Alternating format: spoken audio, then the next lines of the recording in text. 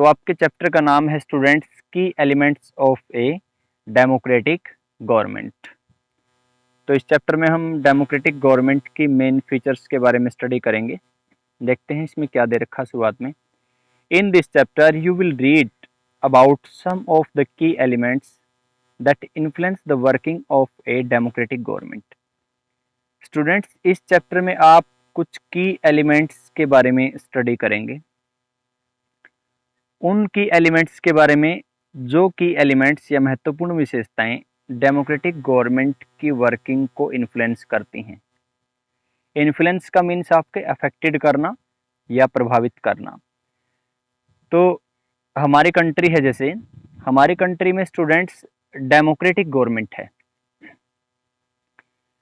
क्योंकि जो पीपल का रूल होता है या ऐसी गवर्नमेंट जिस गवर्नमेंट में लोग वोटिंग सिस्टम के थ्रू अपने रिप्रेजेंटेटिव को चुनते हैं, ऐसी गवर्नमेंट को डेमोक्रेटिक गवर्नमेंट बोलते हैं। और डेमोक्रेटिक गवर्नमेंट के स्टूडेंट्स कुछ की एलिमेंट्स होते हैं। की एलिमेंट्स मीन कुछ मेन फीचर्स होती हैं, कुछ महत्वपूर्ण विशेषताएं होती हैं। तो डेमोक्रेसी का तो आपको पता है ही, रूल बाय पीपल होता ही, लोगों का रूल होता है। तो इस चैप्टर में हम डेमोक्रेटिक गवर्नमेंट की फीचर्स के बारे में स्टडी करेंगे, या की एलिमेंट्स के बारे में भी बोल देंगे आप। देखते हैं कौन कौन सी महत्वपूर्ण विशेषताएं या की एलिमेंट्स होते हैं डेमोक्रेटिक गवर्नमेंट के। These include people's participation, the resolution of conflict and equality and justice। तो डेमोक्रेटिक गवर्नमेंट के जो की एलिमेंट हैं स्टूडेंट्स, जैसे पीपल्स का पार्टिसिपेशन मीन्स गवर्नमेंट की फॉर्मेशन में, गवर्नमेंट को बनाने में, इसके साथ साथ है ना आपके गवर्नमेंट की डिसीजन मेकिंग प्रोसेस में लोगों का पार्टिसिपेशन होना चाहिए। मीन्स लोगों की भागीदारी होनी चाहिए। गवर्नमेंट कोई भी डिसीजन लेती है, या गवर्नमेंट चुनी जाती है, या गवर्नमेंट की फॉर्मेशन होती है, मीन्स गवर्नमेंट बनाई जाती है, तो हर चीज़ में लोगों का पार्टिसिपेशन मीन्स उनकी भागीदारी होना चाहिए। मीन्स लोगों का उसमें भाग लेना जरूरी है, क्योंकि डेमोक्रेसी पीपल का रूल होता है। अगर ऐसे रूल में लोग पार्टिसिपेट नहीं करेंगे तो वो डेमोक्रेसी नहीं रहेगी। तो डेमोक्रेसी की या डेमोक्रेटिक गवर्नमेंट की जो पहली फीचर है, या डेमोक्रेटिक गवर्नमेंट का जो पहला एलिमेंट है स्टूडेंट्स, वो है पीपल का पार्टिसिपेशन, कि लोग उसमें पार्टिसिपेट करें, लोग भाग लें। The resolution of conflict. Students, जो दूसरी फीचर है या जो दूसरा की एलिमेंट है डेमोक्रेटिक गवर्नमेंट का, वो ये है कि डेमोक्रेसी के अंदर जो अलग अलग ग्रुप ऑफ पीपल के बीच में कॉन्फ्लिक्ट होता है, झगड़ा होता है, उसका रेजोल्यूशन होना चाहिए। रेजोल्यूशन का मीनिंग क्या होता है स्टूडेंट्स? रेजोल्यूशन का मीनिंग होता है निपटारा होना चाहिए। तीसरी फीचर क्या होनी चाहिए डेमोक्रेटिक गवर्नमेंट की, या तीसरा की एलिमेंट क्या होना चाहिए? डेमोक्रेसी में सभी के पास में इक्वलिटी होनी चाहिए। मीन्स सभी के पास में समानता होनी चाहिए, चाहे वो किसी भी फैमिली से बिलोंग करता हो, कोई भी उसका फैमिली बैकग्राउंड हो, कोई भी कास्ट हो, या उसका जेंडर कोई भी हो, महिला हो, पुरुष हो, तो हर ग्रुप ऑफ पीपल को इक्वलिटी मिलनी चाहिए। मीन्स समानता मिलनी चाहिए। इनइक्वलिटी का, असमानता का व्यवहार किसी के साथ ना किया जाए, चाहे उसका बैकग्राउंड कुछ भी हो, चाहे उसकी शक्ल सूरत कैसी हो, उसके साथ साथ चाहे उसकी रेस कैसी हो, कास्ट, जेंडर, रिलीजन, उसका कुछ भी हो, सभी को इक्वलिटी मिलनी चाहिए, सभी को समानता मिलनी चाहिए। नेक्स्ट आपके आता है जस्टिक। जस्टिक होता है न्याय। डेमोक्रेसी में किसी के साथ भी अन्याय नहीं होना चाहिए, किसी के ऊपर भी कोई किसी प्रकार का अत्याचार नहीं होना चाहिए। प्रत्येक आदमी को जस्टिस मिलना चाहिए, न्याय मिलना चाहिए। जैसे हमारी कंट्री में कोर्ट बने होते हैं, तो वो कोर्ट का मेन मकसद क्या होता है स्टूडेंट्स? चाहे सुप्रीम कोर्ट है, चाहे हाई कोर्ट है, चाहे डिस्ट्रिक्ट कोर्ट है, तो हर कोर्ट का मेन पर्पज ये होता है कि लोगों को न्याय दिया जाए, किसी के साथ भी इनजस्टिस ना हो, अन्याय ना हो। तो ये एक डेमोक्रेसी की या डेमोक्रेटिक गवर्नमेंट की खास बातें होती हैं, की एलिमेंट्स या मेन फीचर होते हैं। सबसे पहले स्टूडेंट्स हम यहाँ पे साउथ अफ्रीका के एग्जाम्पल से शुरू करेंगे। साउथ अफ्रीका ये अफ्रीका कॉन्टिनेंट के साउथ में एक कंट्री है। और जो बच्चे आप में से क्रिकेट देखते हैं, तो बहुत बार आप देखते हैं कि साउथ अफ्रीका की टीम बहुत ही आपकी अच्छी टीम है क्रिकेट में। और इंडिया की टीम भी साउथ अफ्रीका में जाती है खेलने के लिए क्रिकेट। साउथ अफ्रीका के कई शहरों में मैचेज होते हैं, जैसे Durban, Pretoria, Johannesburg, Cape Town. तो ये कई शहर हैं साउथ अफ्रीका के, तो अपने क्रिकेट के लिए भी बहुत अच्छी तरीके से जाना जाता है साउथ अफ्रीका। तो साउथ अफ्रीका के एग्जाम्पल से हम पढ़ेंगे और फिर उसके बाद हम कंक्लूजन करेंगे कि क्या होना चाहिए डेमोक्रेसी में और क्या नहीं होना चाहिए। South Africa is a country that has people of several races.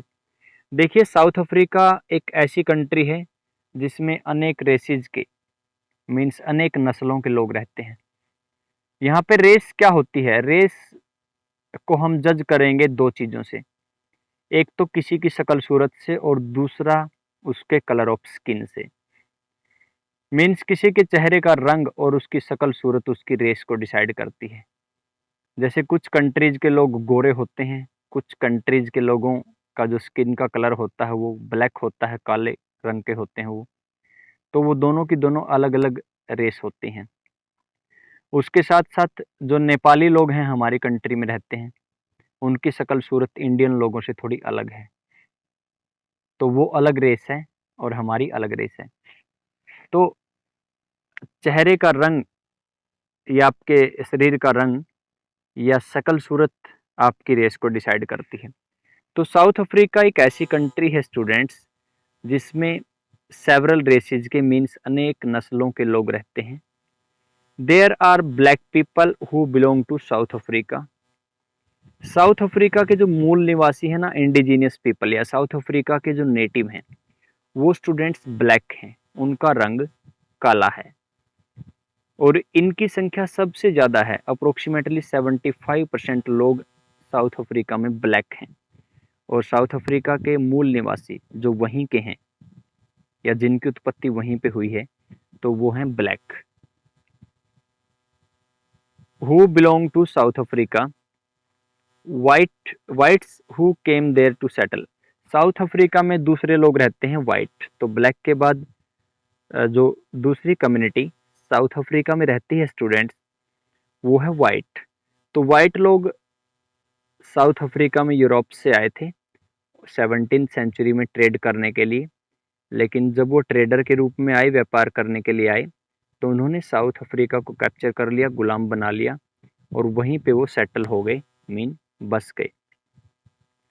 और तीसरी जो रेस या नस्ल साउथ अफ्रीका में रहती है स्टूडेंट्स, वो है इंडियंस। तो इंडियंस लोग भी रहते हैं साउथ अफ्रीका में, who came as labourers as traders. देखिए, साउथ अफ्रीका के अंदर जो इंडियंस लोग रहते हैं, वो उन इंडियन लोगों के पूर्वज, एंसेस्टर्स, कई साल पहले ट्रेडर्स के रूप में या लेबरर्स के रूप में, मजदूर के रूप में यहाँ पे आए थे। तो इंडियन लोग जो लोअर कास्ट के लोग थे, वो दूसरे देशों में मजदूरी करने के लिए जाते थे, क्योंकि इंडियन लोअर कास्ट के लोग, जिनको दलित कहते हैं, SC ST कहा जाता है, तो स्टूडेंट्स वो यहाँ पे है ना दोहरे टॉर्चर का शिकार थे। एक तो उनको अपर कास्ट वाले जो ऊंची जाति के लोग थे, वो उनको मेंटली और फिजिकली एक्सप्लॉइट करते थे। इसके साथ साथ वो ब्रिटिश लोगों के गुलाम भी थे। तो बहुत से लोग हमारी कंट्री में लोअर कास्ट के लोग ओल्ड टाइम में अलग अलग कंट्रीज में लेबर करने के लिए जाते थे, मजदूरी करने के लिए जाते थे। जैसे हमारी कंट्री के जो लेबरर या मजदूर जो जाते थे दूसरी कंट्रीज में, वो लोअर कास्ट के होते थे, और वो जिन कंट्रीज के अंदर जाते थे, जैसे कैरिबियन आइलैंड के अंदर, जो वेस्ट इंडीज बोल देते हैं हम आज, कैरिबियन आइलैंड कहते हैं, वहाँ पे जाते थे, फिजी जिम में जाते थे, मॉरिशस में जाते थे, श्रीलंका में भी हमारे लोग जाते थे लेबरर करने के लिए, देखो साउथ अफ्रीका में भी जाते थे। तो यहाँ पे ज़्यादा इस टॉपिक के गहराई में जाने की कोई ज़रूरत नहीं है। तो साउथ अफ्रीका के बारे में हम यहाँ पे थोड़ी सी केस साउथ अफ्रीका का स्टडी करेंगे। और साउथ अफ्रीका में यहाँ पे ब्लैक, वाइट और इंडियंस जो लोग हैं वो रहते हैं। मीन्स ये 3 रेसेज या 3 नस्लें साउथ अफ्रीका में रहती हैं। Maya Naidoo, an 11-year-old South African girl living in the town of Johannesburg, ये साउथ अफ्रीका का एक शहर है जोहान्सबर्ग, तो was helping her mother cleaning up her old boxes. Maya Naidoo के बारे में यहाँ पे बताया गया है। माया नायडू 11 ईयर की, मीन्स 11 साल की एक साउथ अफ्रीका की लड़की है, और ये जोहान्सबर्ग नाम के शहर में रहती है। तो साउथ अफ्रीका का ये शहर है एक जोहान्सबर्ग, वहाँ पे ये 11 साल की लड़की, 11-year-old लड़की है माया नायडू, ये रहती है। जोहान्सबर्ग में गोल्ड बहुत मिलता है स्टूडेंट्स, सोना बहुत मिलता है, और जोहान्सबर्ग को गोल्डन कैपिटल ऑफ वर्ल्ड भी कहा जाता है। तो माया नायडू 11-year-old गर्ल है, ये साउथ अफ्रीका के जोहान्सबर्ग शहर में रहती है। Was helping her mother cleaning up her old boxes, और माया नायडू अपनी मदर की हेल्प करती है, माँ की हेल्प करती है वो कुछ क्लीन बॉक्सेस को साफ करने में। She found a scrap book full of pictures and newspaper articles. तो जैसे ही बॉक्सेस को साफ कर रही है माया नायडू, तो माया नायडू को एक स्क्रैप बुक मिलती है, और उस स्क्रैप बुक में पिक्चर्स और आपके न्यूज़पेपर के आर्टिकल उसको मिलते हैं। स्क्रैप बुक क्या होता है स्टूडेंट्स? जैसे कोई पुरानी हमारी नोटबुक है, उस पुरानी नोटबुक के ऊपर हम न्यूज़पेपर की कटिंग लगा दें, न्यूज़पेपर्स की पिक्चर लगा दें, आर्टिकल या हेडलाइंस लगा दें, तो वो हमारी एक स्क्रैप बुक बन जाएगी।